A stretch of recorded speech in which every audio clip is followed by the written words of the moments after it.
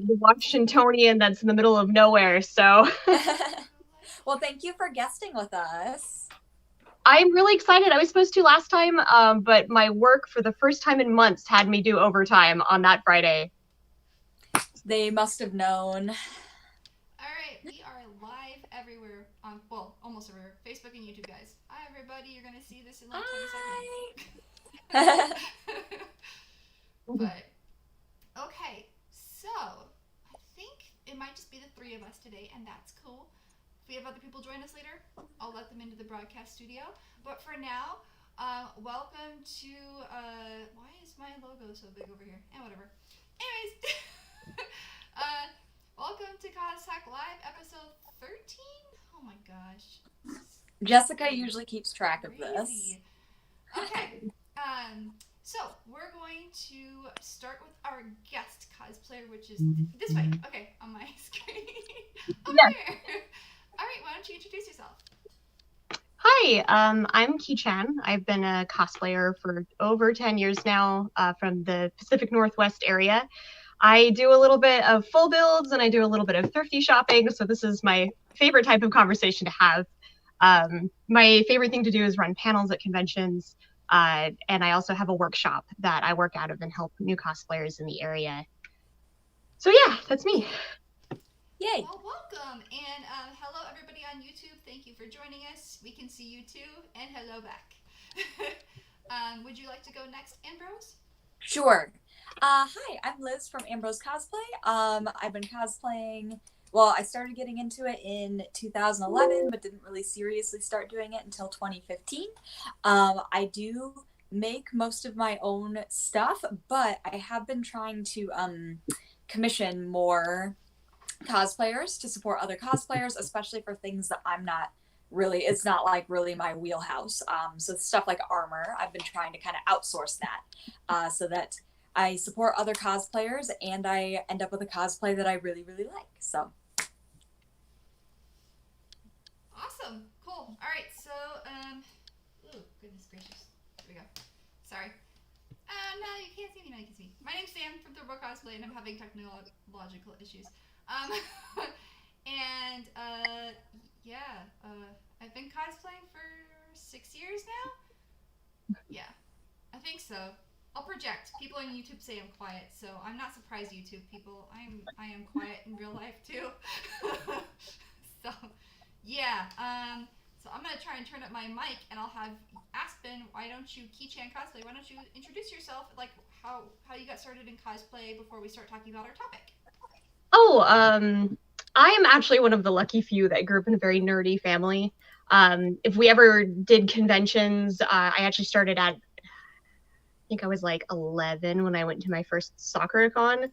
So like I started very young, and my dad was very persistent with going in cosplay. And so I always kind of dressed up. It started out as just stuff out of my closet that I can work with. But my grandmother found out I was interested in costuming, and she basically took me under her wing and just taught me how to sew. And so I worked a lot with just trying to learn how to do the basic stuff. I started actually with thrifting, so picking up pieces from thrift stores and then putting them together. And as I got further and further in the years, I started making my own stuff. But it's super fun. I still absolutely adore it to this day. This is actually my last build I did, Haruka Nanase from Splash Free. And I was really sad because I built it for SoccerCon, but of course it was canceled this year. So this is the first time I get to wear it to any sort of event or thing. And so I'm very excited. It's very, very nice to finally push this costume out in the open. Yay! We're so honored. All right, I think I'm louder now. Yes. Am I louder? Yes. Yeah, you're great. Okay, because apparently I set this microphone and my computer was like, no. Wasn't using this one. Okay, anyways, sorry for that being annoying, and YouTube, you probably saw a bunch of microphone stuff popping up. I apologize. But, yes. And then, quick story, I met Kii-chan at Emerald City Comic Con. Oh gosh, what year is it now? It's 2020. So, 2017? 2017? 17?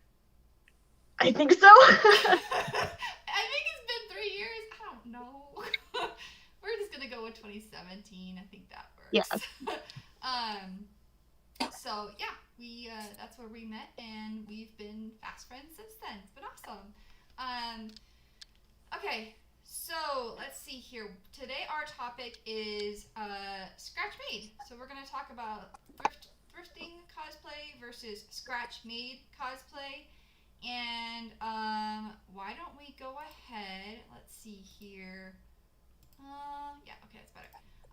Why don't we go ahead and let's start with what your favorite type of cosplay is. Would you prefer doing thrifting and like altering, or do you prefer to make completely from scratch? So I know I prefer to make completely from scratch because I really like the process of like starting with the fabric and then ending up with a finished product. I actually think I like the making more than I like the wearing it in a lot of cases. But there is like a lot to be said for thrifting, especially if you're first starting out. Even if you've been doing it for years and years and years, I think that thrifting is a great way to not only save money, but to save time in the process as well, and to save the environment like a little bit, because let's face it, costuming is not exactly easy on the environment as far as hobbies go. Well, we have one That's question just because sorry, I don't mean to interrupt you, Liz, but there's oh a no, question go about for it. what the difference between scratch made and thrift is. So thrifting in the cosplay community typically means taking existing objects, found objects, and altering them to meet your requirements. So using something that already exists, and you can tear it apart, or you can just use it as is and paint it, or just whatever it is you want to do. That's thrifting. Scratch made is taking fabric off of a ream from a fabric store and crafting your own pattern from scratch, taking foam in its native boring state of flatness and turning it into something magnificent. So the thrifting is taking found objects and altering them, and scratch made is literally creating from scratch. And then proceed. I apologize, but we had questions. Oh no, that was it. I was like wrapping it up. I was like done. I kind of prefer, like, I like the scratch made, like I said, because I like the making from just like the fabric or whatever. That's the part that I really enjoy about cosplay. But that's not to say that one is better than the other. I would say that they're like kind of peers in the cosplay world. I'm full-handedly agreeing with this. I actually do a lot of both. I usually make full pieces, and then every once in a while I'll grab something to thrift, especially pants. They're my weakness. It's been 10 years and I still can't make a pair of pants that fit my butt. So it's one of those things that if I can take the option of letting that stress off of me and getting a pair of pants that will look 100 times better and fit me more comfortably, I will most definitely go and thrift and get the pair of pants I need. I've lately been getting more into the full builds. I just recently, because of my partner, Sakura Elric, gotten into more competitions. So I've been starting to do full builds as more of as my focus. This one here, I did everything, including the shoes, which was the first time I did shoes. So that was a really fun build for me. But deep down inside, I will always be a thrifter at heart. I love going to thrift stores and finding that perfect piece, that one thing that you're like, that is exactly what I need. And it just fills my heart with joy, because then that's probably an hour worth of work that I don't have to do, and I can focus on another piece on my costume. Mm-hmm. Yeah, that makes sense. And then we have another question, and the reason I call it scratch made instead of handmade is where I'm from. Handmade can also be found objects. You can take something, you can completely seam rip it, and it becomes handmade because you're having to put it back together again. Where scratch made is you're literally taking pieces that have been untouched, uncut, and not transformed in any way. So that's the difference in just where I'm from. But okay, I have to talk about myself now, right? Sam, it's your turn. Dude, I am like ADHD to the max today. Okay, drink some tea, Uncle Auntie Ira. Apparently, if I do old people makeup, I'm like, I don't know. All right. So with me, I'd say it's 50-50.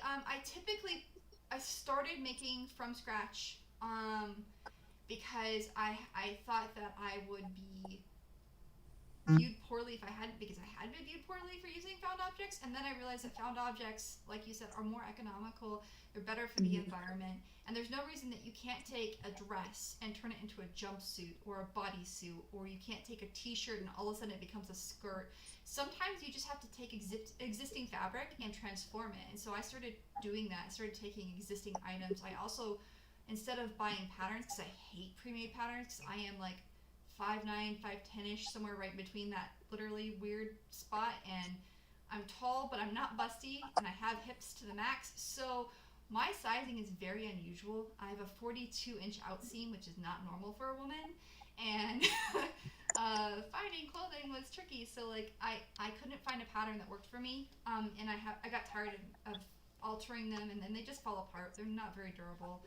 So I go to thrift stores, or I'll go buy something that is inexpensive on sale, and I break it apart and I label it. This is my pattern for this, and this is my pattern for this. So I use existing garments as patterns too. And the great thing about those is you can roll them up and iron them out and do lots of things with them, and they don't break down.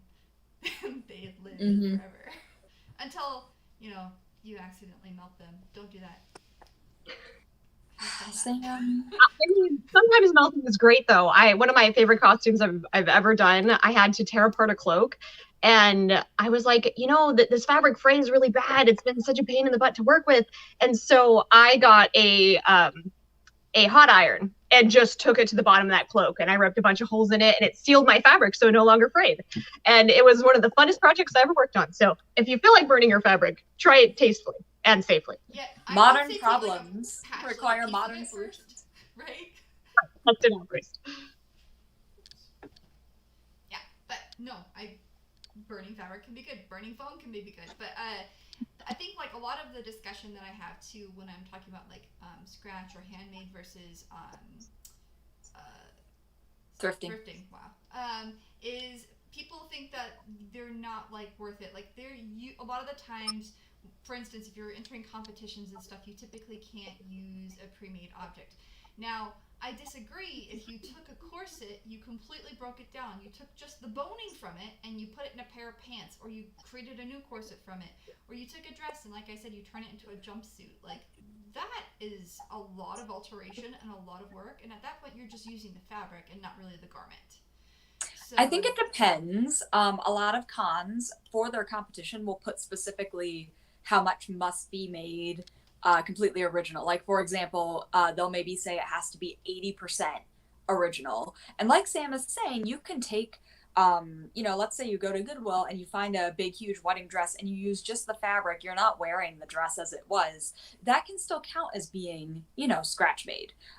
Because it's not really, at that point, it's not really much different from going to Joann's and getting a cut of fabric if you just used fabric from something else that you found thrifting. But it does depend. Be careful to read the rules for your specific competition, whatever you're entering, so that you don't, it doesn't look like you're trying to cheat or pull one over. And as a person who's judged cosplay competitions before and competed quite a few times, I would say it's all about how you sell it too. Just because you altered something does not make that less impressive from scratch made, depending on how you altered it.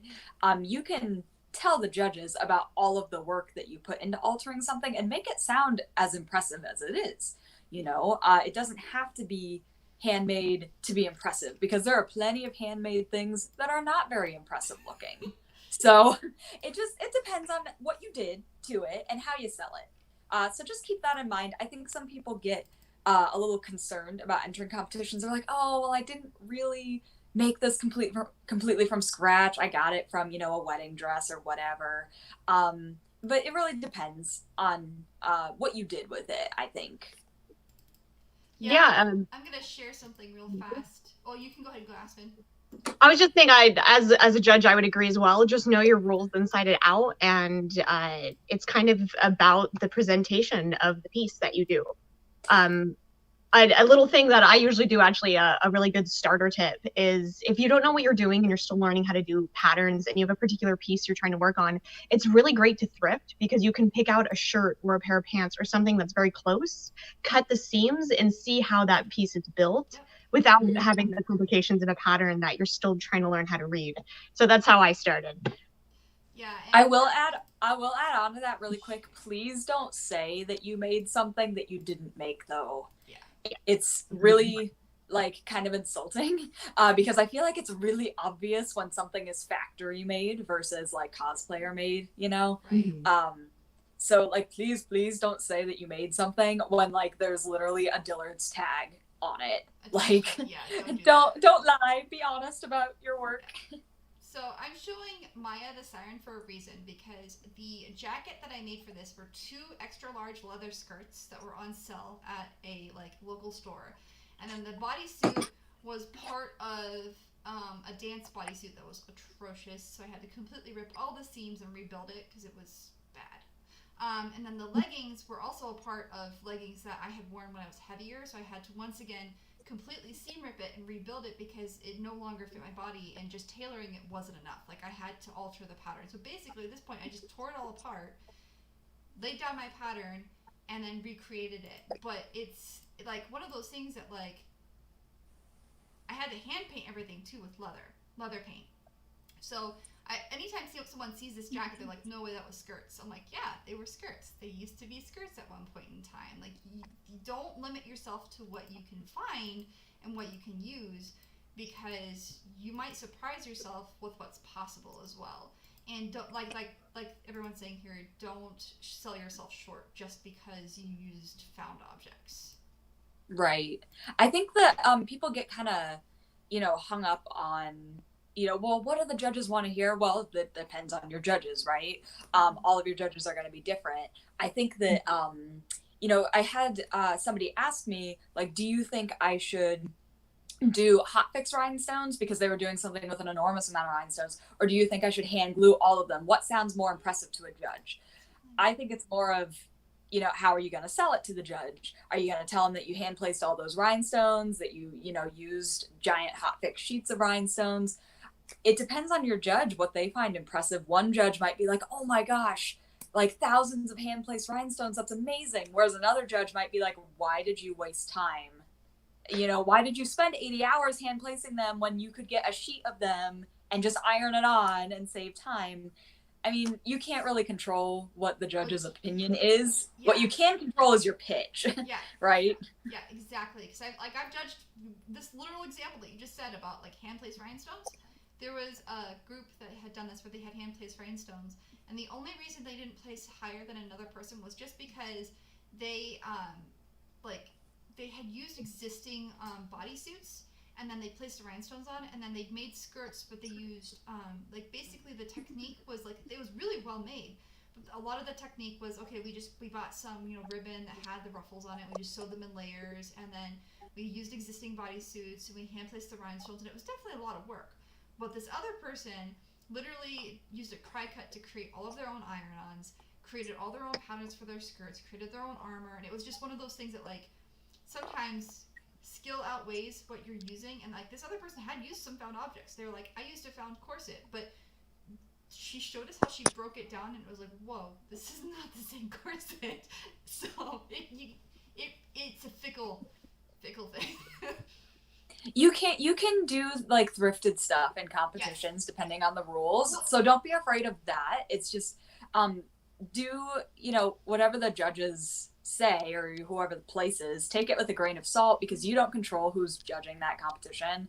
And one judge might find your alterations to be really impressive. Another judge might be like, oh, well, that's cheating. Yeah. You might as well just do your thing, whatever you want to do.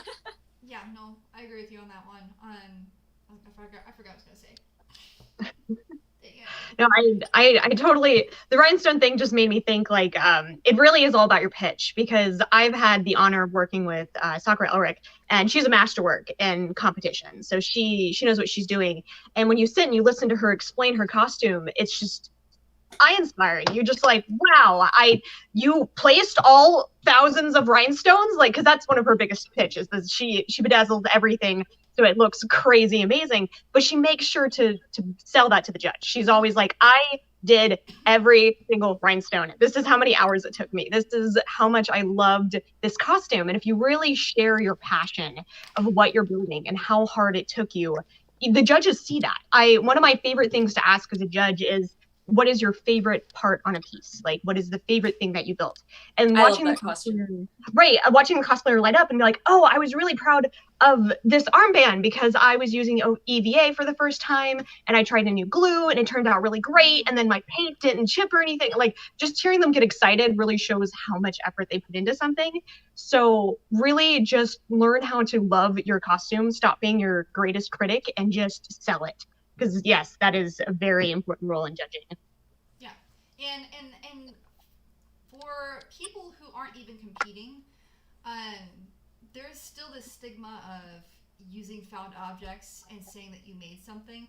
I want to put it this way: I've had someone like say to me, "Oh, you didn't make your own wig." Wigs are never included in the judging process unless you styled it very interesting. Typically, unless you have some crazy style or you unless you mention it, judges aren't considering your wig unless it's like, again, a big part of your costume. So if it's like half of your costume, then yeah, it's gonna be a focus. But if it's just to make sure your hair color is the same as the character, typically they're not gonna pay any mind.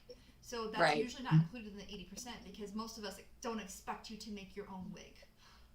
I would say the same thing with boot covers, cool, but like the soles of the shoes, not all of us are cobblers, and we get that. I was literally just gonna say shoes. Is not really included in that. And shoes is a great one to thrift. If you can find a shoe that has the same general shape, you can cover it up pretty easily. And I mean, shoes are expensive. So like going to Goodwill and finding a pair of shoes that could work and be covered in your size for a character is a great way to save money. Yeah, and like most people are not going to look at you and go, oh my gosh, that's terrible, you bought a pair of shoes, because I have made a pair of shoes before. It is not easy. It's very difficult. No. And the glues and supports that you have to add to it, it basically takes you 5 days to make an actual pair of shoes. And a shoe. Not shoes, a shoe. If you're not an experienced cobbler, it's going to be like 5 days.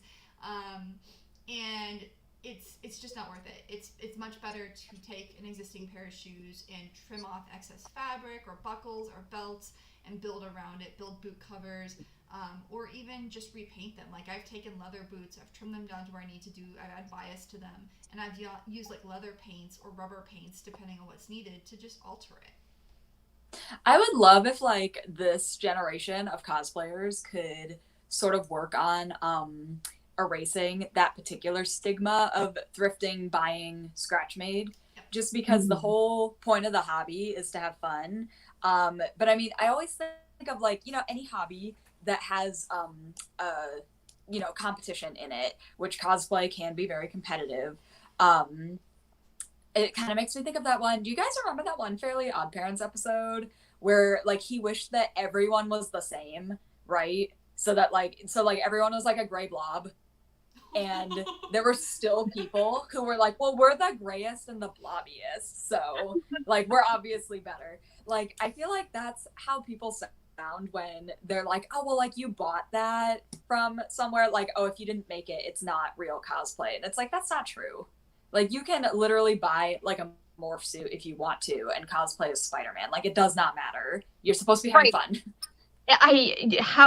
If people have time in their life to just hand make all of their cosplays from complete scratch, like A++ to you, because I don't know where you find the time. Most of the time, I pick one big build that I'm very excited about, something that I've been meaning to focus on, and then that's my big build, and then everything else is like, okay, if I can throw it together, I'm going to throw it together. I made a Sable cosplay from Animal Crossing out of my closet the other day, because I'm like, oh, I have the wig, let's just do this.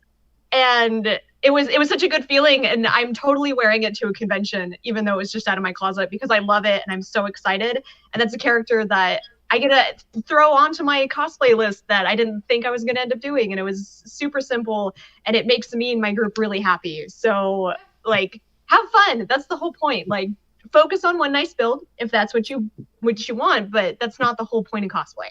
And that's another thing too, is you don't even have to go to a thrift store. You can just go in your own closet. Yeah. See what you can change and modify and alter and adjust and like, yeah, it's fun. Sometimes I have some old clothing. I'm like, I think I'm about to turn you into some patterns.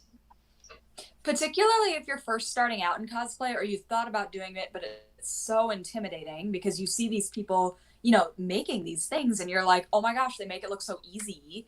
But I've never done it before. It's kind of scary. Thrifting or going into your own closet is a great way to get started. It's a lot less intimidating to just find pieces that are similar. Sort of like, even if you just wanted to do like a bound of a character, I feel like that's a nice little like dipping your toe in the water of cosplay to see if that's something that you would enjoy. Yep, no, I agree with you. So, like, just know that we here at CosTalk Live accept your cosplay no matter where it's from. Okay. Yes. And we're so proud of you, sweetie. You're doing great. You put it on. You wore it. No matter where it's from, doesn't matter. Exactly. I mean, that's how I feel. I haven't worn a cosplay in almost 6 months now, and I'm so happy that you guys like invited me to the show because I'm like, wow, I needed this. I feel so much better. Because even if you're just taking pictures from your closet, if you're just having fun, if you're just jumping on TikTok, if you're just jumping on YouTube and wanting to join the community, just do it. Like there is nothing stopping you. Just have fun, do what you can, and if you're smiling, if you're enjoying it, if you have friends joining you, then you're doing it right. Yeah, yep. So let's talk a little bit about resources for like thrifting or closet cosplays. Let's talk about the things that you think should absolutely come from a closet or thrift store because it's just ridiculous to make. Pants. I have like this weird curse with pants too. Like sometimes I get them right, and then other times it's like, why is the crotch so low? Yep. Let's see. I would have to go with probably shoes. Would be my big one. I don't think I've like ever really made a pair of shoes. It's very scary to me, the idea of making a pair of shoes. I've only ever altered shoes. And I think that like Goodwill has saved my butt many times where I'm like, oh my god, like I need a pair of boots for this, and I really don't want to like buy a brand new pair of boots. So I would say that that's like kind of my big one is shoes. Yeah, thrift stores are really good for shoes. Also, this might sound strange, but like shoe repair places, there are some people that never come back for their shoes. So there are shoe repair places that have some like really nice shoes for dirt cheap. So if you have one nearby, go check it out. See if they've got anything for sale. Because sometimes you find like miracle finds. You're like, whoa, nobody came back for this, and all it was a tiny little heel repair. Oh my gosh. So yeah, great resource for shoes. Yeah, I typically say wigs, shoes, and then like jewelry. If you really want to make your own jewelry, cool. But what I prefer to do is find inexpensive jewelry. There's a lot of places that recycle existing plastics right now and turn them into like jewelry and stuff. And they're like a lot of those like cheap little dollar stores. It's because they've taken these old plastics and recycled them. And what you can do is you can use the links and change how they're arranged and make it look like you've custom made it, and you can alter jewelry with just a pair of pliers. It's not that difficult, but making it from scratch is very time consuming. I mean, if you're making a prop, I have a necklace that you don't even see on this costume, but I did it. This is part of the costume. Yeah, so this is a handmade. And that's the thing, if you are going to make jewelry, I say find jewelry that already has holes drilled into it, like get gems that are like pre-cut and stuff that you don't have to manage yourself. Mm-hmm. But again, we're not going to look down at you if you went, yeah, I found 5 different strands of gold and I just weaved them together. Okay, cool. Like, I would also. I didn't learn how to do jewelry for a long time, so I totally get it. And half the time, like my wig covers my jewelry, or a costume piece covers the jewelry, and so it's like I totally could have just went and thrifted this, and it wouldn't have mattered. But that's I didn't even think about using thrift stores for jewelry. I don't know why. That's just genius. My mind is blown. I would say any fabric that's kind of expensive, I would check like a thrift store first and see if you can find like a dress or something that has that fabric that you could use that would have like enough for you. It can definitely save you some money, especially like leather or pleather. It's pretty pricey if you get it by the yard. If you can find like an old leather jacket, you could make like a corset plus some out of that. Yeah, that's why I went like and found like extra large. Like I find the largest skirt or shirt or jacket I can, because then I can play with it. But we have a couple comments on YouTube. Yes, shoe repair places do actually still exist. They're scarce, but they do indeed exist still. You're always going to find them in the weirdest corner. And then again, like with shoes, some people have, like my brother at one point wore like a 16 or 17 size shoe. So sometimes you can't even afford to buy another pair of shoes just because your feet are so large. Like I have a problem with my feet being very narrow. So by the time I find a shoe that I know fits me, I am going to work my way around it. So I have like really narrow ankles and feet, but then I have like large muscular calves. It's another thrifting trick that's kind of outside of cloth, if people are more interested in foam and plastic. Look around for your local like work stores. We up here in Washington have a place called Taps Plastic, and it's literally a store that's meant for like acrylics and piping, and it's meant for work and different companies to come buy their plastic in bulk. But sometimes these companies, when they have to cut things down, end up with like a big bin of scraps. And one of my favorite things is actually Taps has Warbla. And I don't know how many times I've gone there and spent $10 and gotten a small bin of Warbla that just got cut and they couldn't do anything with it or resell it. Companies don't like waste. So if you can find a way in the community to talk to these companies and be like, hey, we're willing to buy your scraps because we can totally use them, most of the companies are going to jump totally on board. It's actually really cool because I watched Taps go from just a business to now a cosplay business, and they get Warbla for both work purposes and cosplay purposes. And now when they're showing off their new acrylics that they get, they're like, hey guys, you can make this cosplay with it. And so they really embraced it and they became a really good company. So definitely look around wood places, plastic places, acrylic places. They totally love working with us. yeah, and like hardware store in Arizona, Layered Plastics, LAIRD, has scraps like all the time. Like and even if you don't want to buy scrap, like I bought a 6 foot by 9 foot piece of 3mm Sintra for like $30. It's pretty good. So I still have Sintra left over, and it's been 3 years, guys.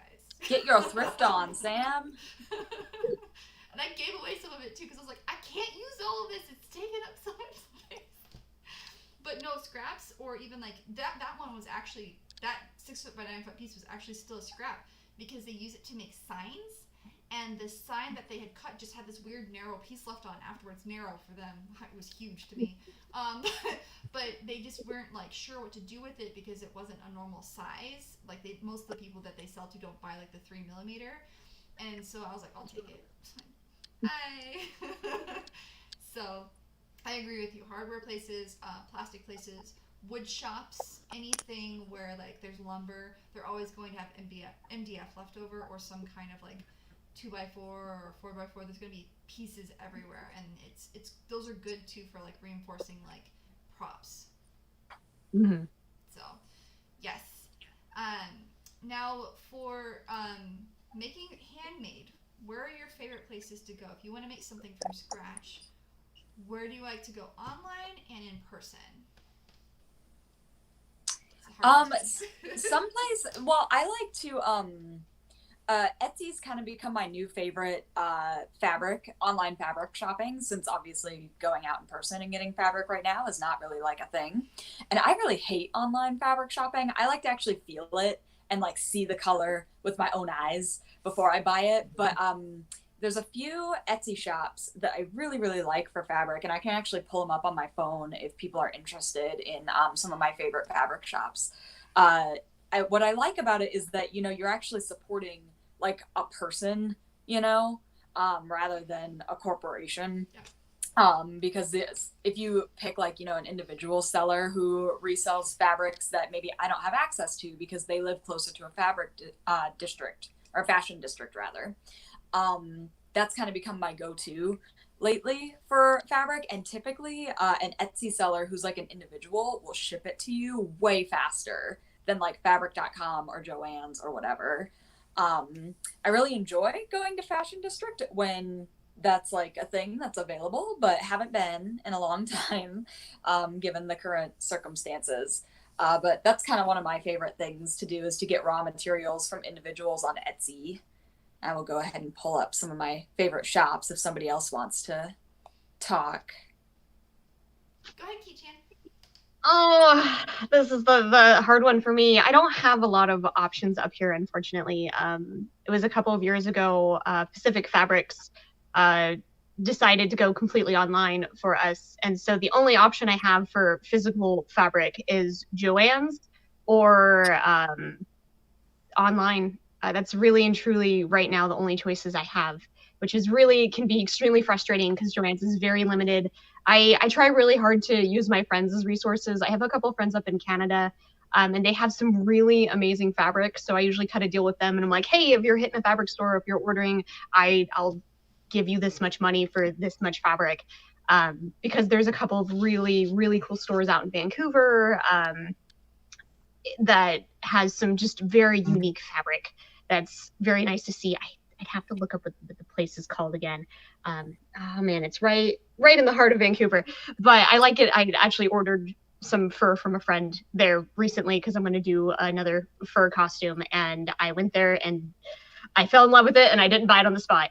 But I wish I had more advice on this, but right now, really, I just online, fabric.com. I like the idea of Etsy. I'm going to start searching Etsy more. I'm old school and I'm very bad online. I'm the worst. I rely very heavily on my friends helping me with that. So yes, okay. Yes, that's the place. It's amazing. I love it there. They have kind of gone online, but not really. They're a very old school shop. So if you're in the Vancouver area, check them out. But they have really cool, unique stuff. I prefer those little mom and pop shops, but I just don't have access where I'm at, and it's very frustrating. That makes sense. Yeah, Sean mentioned Value Village, which I haven't heard of before. Neither. So got that up here. If anyone's got Value Village, yeah. I'm obsessed with spandex. I can make spandex do things that cotton does. So I don't know how I do it, guys. I'm just freaking obsessed with stretch fabric. And so, Sam, we all know you're amazing. So spandexworld.com is literally like my go-to for pretty much any fabric that I need. I almost exclusively shop at Spandex World now. And I haven't had a single thing delivered to me from them that was terrible. All of it's been amazing. As a matter of fact, I found more amazing stuff so much that I ordered more fabric than I needed for one project. So now I have like a ton of purple spandex. So I guess I'm just going to have to find some kind of purple character again after I finish Tamatoa and be like, I'm just purple all the time. Spandex World is good for online for me. I agree with Etsy as well. And then IKEA, I always use them for like their sheepskin rugs, like because it's pre-treated on the back, so it makes cutting it a lot easier. And then it's usually white or cream color, so you can paint it with like watered down acrylic, dry it, and then brush it out, or you can airbrush it. It's a lot of, it's flexible in that you can adapt it to pretty much any circumstance. But I don't, like, a lot of my sewing stuff is pretty much spandex, but like for foam and armor and stuff like that, I know I prefer to go to like the Cosplay Pros or cosplaysupplies.com, just because they have such a wide array. Like Cosplay Pros is Arizona based, and then cosplaysupplies.com is like global. So if you can't find it between the two of them, chances are it's not available. So I ordered some foam from both Cosplay Pros, which was really good. I also ordered foam and thermoplastic from TNT Cosplay Supply. Holy hell, you guys. The roll that they sent me, like, obviously, they included the measurements, like, in the listing. And, like, in my head, I was like, oh, yeah, that seems reasonable. But the roll that I got was enormous. It's huge. The roll of thermoplastic, I've never seen a roll of thermoplastic this big. Like, the box that they sent it in, I was like, is it, like, a fridge? Like, what did I order? So, like, TNT Cosplay, I was really surprised with the amount that you get for the price that you paid. Yeah. And then, Sean, thank you for keeping an eye out. Keep an eye out for awesome fabric shops in Canada. We love you. But, yeah, no, go ahead. I apologize. There's also... I don't know where exactly it started completely, but I know up in our area, Kamui Cosplay has a line of EVA and tools now that come through Michael shops and other craft stores. And I have always encouraged, I love Kamui. She's actually where I started. I have a ton of her books and all of her fabric and work, all of her EVA is really high quality. So check your local craft stores, Michael's, that kind of place. I know up in the Pacific Northwest, we finally started getting them just in our local Michaels. I can just walk down the aisle and pick it up, and that is the most convenient EVA has ever been in my life. I usually go to actually Costco, and every once in a while, some Costcos sell huge packs of those EVA tiles that you would just layer your garage with. And it's actually really nice quality. It's a little on the thicker side, so if that's what you're looking for bigger prop pieces, it's perfect, and it's usually super cheap. I have way too much of it because every time it goes on sale, I buy like 3 of them and just throw them in my workshop. So if anybody needs foam, I'm like, got you covered. Yeah, the anti-fatigue floor mats are really good for like prop bases, especially in like Arizona, where typically most of our cons now are allowing anything that resembles a realistic weapon, and most of them won't even let us bring in anything with metal or wood. So we have to find ways to reinforce our weapons without wire and without metal inserts and without like was it basilwood is usually okay, but typically it's you have to get pre-approval, so it's easier just to use foam. And those anti-fatigue floor mats are usually anywhere from like 6mm or up, like up to 10 and 12mm. I think they go up to like 12. Yeah, so they're really thick, and so you do like 1 to 2 layers, and you pre-glue. I'm gonna say this now: if you're working with a thick foam, pre-glue it, then draw on, and then cut. Because cutting and then trying to glue them all together, you will never get them lined up properly. It's terrible. So pre-glue, then draw, and then cut. PVC, yes. Scott mentioned PVC. That is allowed as well, and PVC is pretty easy to use if you want swords. Plus, you go to a Home Depot, you get a big freaking tube of PVC for like cheap, and yeah, there you go. There's an example. Yeah, this is my belt for this piece, and it's just the 6mm, just like the stuff you buy in the store. I didn't even like sand the inside because I wasn't being particular about it. I'm jealous that you used hot glue because we can't use that here. I'm so jealous. No. I didn't use hot glue. I used barge cement. That is my okay, cool. Maybe it's the reflection. I'm getting a weird reflection off of the inside of it. I think that's what it is. Oh, it could be, yeah. The inside I didn't finish or anything because I'm like, nobody's going to see that. Why would we put that much work into it? And if you're in Arizona or if you're in a temperate, like a hot climate, please use contact cement. If you're in a cooler climate, you plan on staying in a cooler climate, usually I like to use the Gorilla Glue hot glue if I'm absolutely desperate because it's the only hot glue that survives in Arizona. So if it survives here, it'll survive you. It'll survive wherever you're at. Because we've been at like, 110 to 116 this whole week. Yay. Yep. Party in Arizona, guys. Don't. You'll die. From that. Not from that. I would. Okay, that's a double negative there. Oops. Anyways, okay, so we've talked about Costco and what was the other one? Sam's Club. Big wholesalers usually have like those anti-fatigue floor mats. Even you can use a yoga mat if you want to. Just know they're a little bit more difficult to cut because they typically have like a fabric exterior.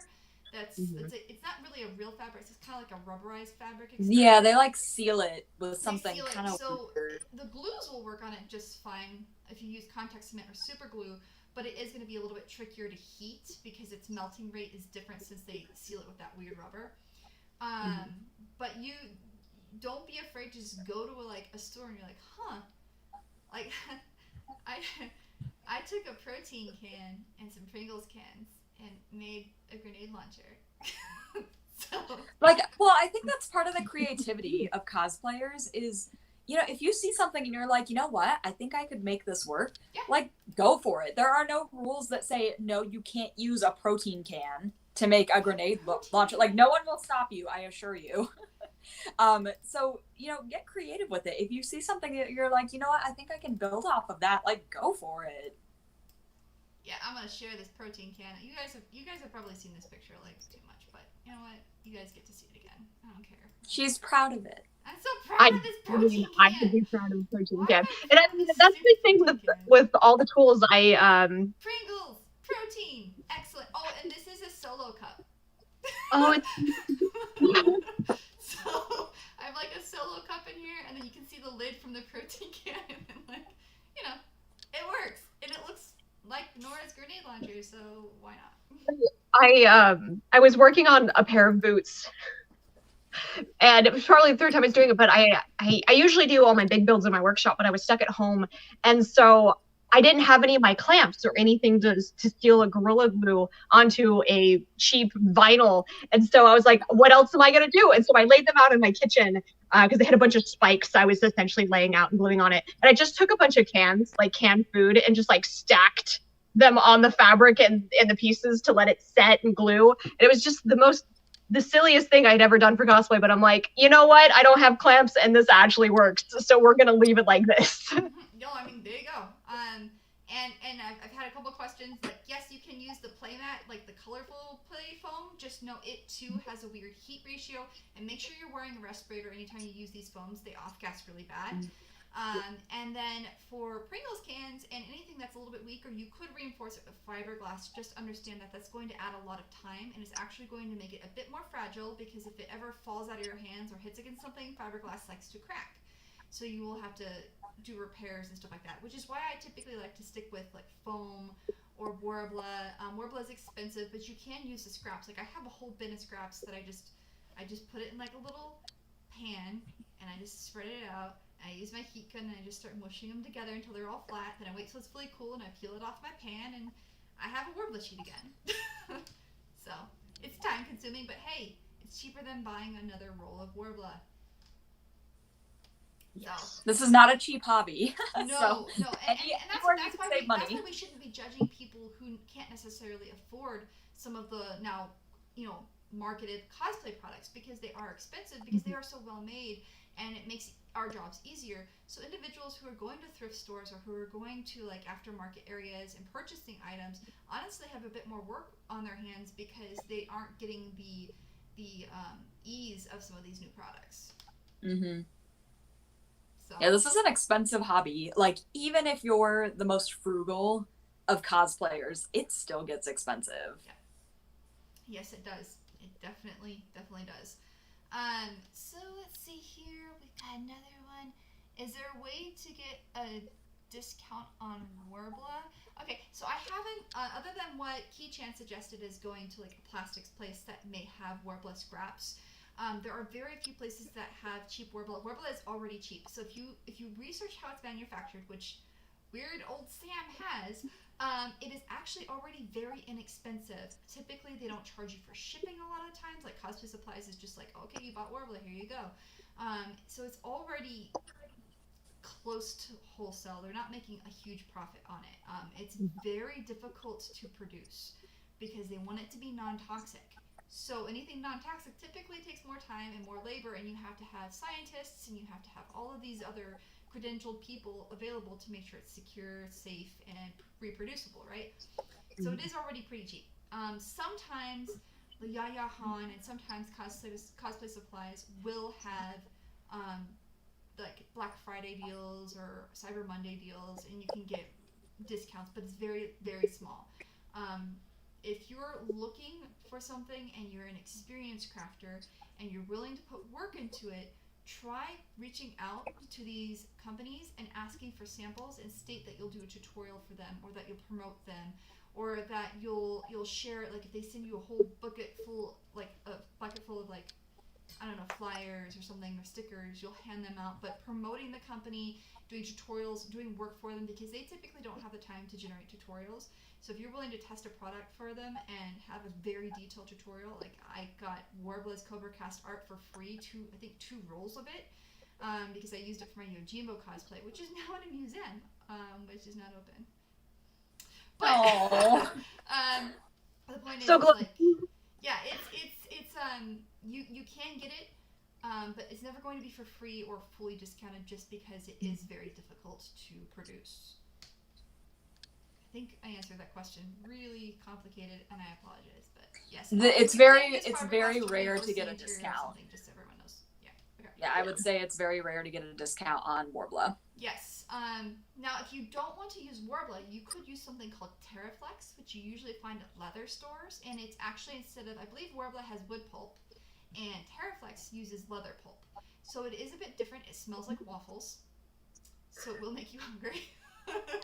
It's really weird. But it works pretty much the same way as Worbla, and it is a little bit cheaper. It's just not the easiest stuff to find. I don't know who has it all the time. Wonderflex too, Wonderflex World. their products are a little bit cheaper than Worbla as well if you want to go with theirs. They just have a bit more texture that you may have to cover. But they have some Wonderflex Pro, which is pretty smooth, and other products that you could use as well. And then if you really want to use a thermoplastic, but you don't necessarily need it to stick, then Sintra or PVC or some kind of just regular plastic, you can use those and then use super glue to attach it. I mean, those are dirt cheap. So, all right, so we're getting down to the last 10 minutes. There is a 20-second delay, so if you have questions, please let us know. But I'm going to go to Kii-chan here, and what was your favorite Scratch Made cosplay versus what was your favorite thrifted cosplay? Oh gosh. Do you have pictures you can share that I can look up? Oh, that's so hard because I love a little bit about every single costume I do. I would probably have to say when it comes to like the a Scratch Made, I made a holo last year from Spike. Yes, I have this. Where is it? I will find it. It's the particular. I think you don't have the one I'm talking about. I've done multiple holos, but the last one I did was the green outfit, which is a novel exclusive costume. It wasn't ever shown in the anime. They changed her tones and stuff from the novels to the anime, and I'm a huge geek, and so I'm a big fan of the books, and so I made the novel outfit. And I only had one reference to work off of that existed of this costume. But I put all of my time and energy on it. I did the ears, the tail, her pouch, which I had made 4 times and finally had done it where I was satisfied with the work. Like that's my favorite piece that I took all my heart and soul into building. When it comes to just stuff out of my closet, yeah, I did not edit that one. But I love that costume, and then that's my partner, Sakura Elric. Absolutely amazing human being. I'm so lucky. But we did those costumes together, and and the colors were so good. And the only thing that I didn't make on the whole thing were the shoes. Just go to the thrift store. It's just worth it. But I guess my Aladdin from Magi cosplay would be my favorite, like just thrown together. My friend had made the pair of pants because she was making Alibaba and they were too small for her. So she was just going to throw them out. And I'm like, whoa, I'll take them. They fit me. So I took her pants and then I had some scrap fabrics laying around and a vest pattern that I had done from X years ago. And I just threw it together. It was probably a 24-hour costume just coming out of my closet. The only actual work that went into it was the wig. And even then I had my friend who's much better with hair help me with this piece. I basically just held the wig while she braided the crazy long braid. But that one I still wear all the time. I've never altered it. It's just a piece that I put on when I need to have just a fun time and I need to be comfortable at a convention. And I made it probably about 4 years ago, and I still wear it all the time. So. It's so cute. It's so cute. Yay. It's one of my favorites. All right, what about you, Ambrose? Okay, favorite thrifted. Either maybe my Jack Frost or Fix It Felicia, who was a gender bent Fix It Felix when we did our Wreck-It Ralph group at the Disneyland Halloween party. Jack Frost, so it was fun making. It was just leggings that I already had that I painted and added leather strips to, a hoodie that I ordered, and I changed out the string and then painted on that too. And I used a friend's staff. Like I didn't even make my own staff. It was like the ultimate like lazy cosplay and super comfortable. I don't think I make a very good boy, but oh, it looks so good. It's super comfy. Yeah, Ashley does cosplay, who was one of our previous guests. She made the staff that I used for this. And then Fix It Felicia, just like jeans and boots from my own closet. I ordered the shirt. I made the patch for the hat and the shirt myself. Ordered a kid's foam hammer and painted it gold, and like super comfortable, just easy. One of the easiest costumes I've ever done. I kind of want to bring that one back. I don't know what for, but it's fun to wear. Just run around and be like, yay! Favorite Scratch Made, I feel like that changes all the time, because literally every time I finish something, I'm like, this is a hobo suit, like, I can't be seen in this. But, I don't know, I'm feeling a little nostalgic for the Her Universe fashion shows, since there isn't going to be one this year. I was in it last year, and so my Scrooge McDuck look, I think is one of my favorite things, or it's the thing that I'm maybe proudest of that I've made for several reasons. It was a huge challenge patterning, just making it. I picked like the hardest fabrics in the world to work with. That coin fabric is the devil, like never again. But I digress. Scrooge McDuck is my favorite character, like animated character ever. And the transformation part of it, the having the dress under the coat and then having the coat come off and the dress be full length when the coat wasn't. I actually engineered that myself. Normally that's the kind of thing that I would turn to my husband, who is an actual engineer, and ask him, hey babe, how would you do this? Like how would this best work? But I actually engineered that whole transformation myself, and the thing that the process that I came up with is what worked. So I have to say I am enormously proud of that entire thing, and it is completely made from scratch. Every single part of it was fabrics, and I turned it into a dress and a coat. And I have that fabric now for Tamatoa, and I agree with you. Holy crap, that fabric that is evil. Coin fabric is the worst. Oh my gosh. But it looks so worst. But it looks so good. But it's also really heavy, guys. Like, I don't know how oh to my this gosh. much of it, because I'm not even, like, I have a huge slit in mine and everything, and I'm like, this is so heavy. Guys, this look was so heavy. The dress and the coat together. I don't know how much it weighs, but it was a lot. And so like after the show, they like let, the designers get to go out and the audience is like in the lobby. And so the audience, they can get like pictures with you, whatever. So I was wearing the dress and the coat was backstage, and I had so many people like, can you go get the coat? Like, I want a picture with you in the coat. And I'm like, are you for real? Like, that coat weighs like 20 pounds. Like, I don't want to go get the coat. So there's mid-transformation, what it looked like, and I'm super proud that cool. It actually worked, you guys. Even like that final walk down the runway, I was like praying to whoever, like, please let this work. And it did. It worked. It worked exactly how I envisioned it. Yep, it was really cool. Thank you. All right, let me see if we have any questions. Is there a place to go? We already answered that one. Do I see any questions? I'm looking through the questions. I don't see any questions yet. Okay, so real quick for me. Okay, favorite Scratch Made versus favorite. Oh gosh, crap.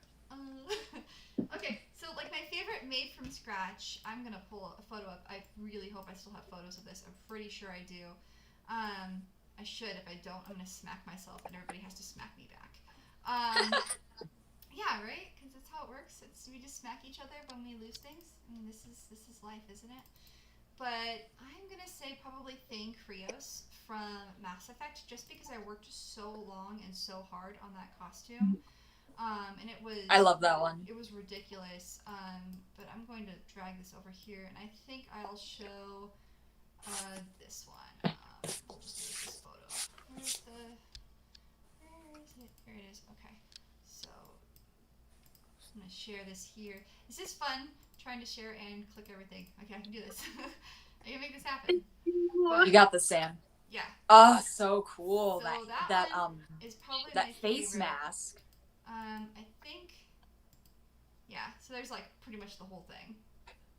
Oh, just so cool. And I'm remaking the mask. Hopefully I'll have it done by next year, but it was the first time I like did everything from scratch, so there's definitely a lot of problems. And I did stretch with non-stretch with mesh and silicone, and yeah, I have improvements to make because there's certain fabrics that just don't get along. Well, Sam, I don't know if you remember, but this was when you wore that in Tucson's masquerade. That was the first time I think you and I competed against each other in the same category, and like literally, like I was so impressed. And I was like, oh my gosh, like your costume's amazing. Like, what category are you in? And we ended up in the same category, and I was like, I'm done. Goodbye. Like, I'm just gonna show up and have fun, but like, no. Yeah, but your performance was awesome. Like, that's my struggle with life, guys. Like, I'm good at making costumes. I am terrible on stage. You're not terrible on stage. I'm just lies. Not good. It takes practice, and it takes like. But I think my favorite. So that would be my favorite, like, Scratch Made. My favorite thrift? Oh gosh, I don't know, guys. That's too much. It's hard, isn't it, Yeah, to pick one? the thing is I've done over 51 costumes, okay? So, trying to remember all of my costumes is a little bit tricky. It's probably going to be one of my older costumes. I think I've got something from, because this one is, it's like, it's a combo. It's like a thrift and scratch, kind of. But I'd say it's my favorite. It's not completely, definitely not completely scratch made. Really? Go back here, you brat. It's like, I don't want to share your screen. Like, I want to see your but this is Caslin from ElfQuest. She's a high one. And so the bodysuit underneath here... I'm so happy. The bodysuit underneath here is just a pre-made jumpsuit that's mesh. And then I had a cummerbund that I bought, and I just put a red cummerbund underneath. And then I had, like, pre-made, like, a wig that all I had to do was just braid the front, and all of the buns and everything else were pre-made for it, so it just was a clip-in. It was made really, really easy. So really all I made was these two little gold pieces from foam, and I literally just put like bobby pins in them. And then I made the robe kind of, what I did is I actually took an existing robe and then I covered it with green fabric, and I altered the sleeves. So, yeah. But nice. It makes my heart so happy. I love ElfQuest. Yes, ElfQuest is awesome. So I'd say that's probably, like, because I don't think I actually have any full-on thrifted costumes. All of them have a mix. Yeah, that's how I feel. I always alter something along the way. Mm-hmm. Yeah. But this one, at least 50% of it was purchased. And just quick changes made to it. Like, I didn't even make the ears for this one, so yeah. But yeah, I think that's it. We're gonna start wrapping up though, because it's past 1 o'clock. Thank you everyone for joining us. Why don't we go ahead and let's tell everybody where you can reach us.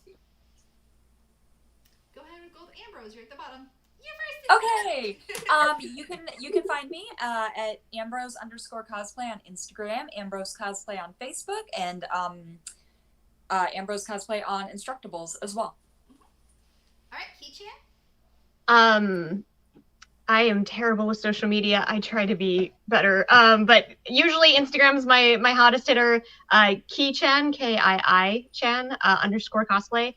And I believe that's the same for Facebook for me. I think that's it. Yeah, I'm terrible with the internet and technology and all this new age shit. We love you anyways. It's fine.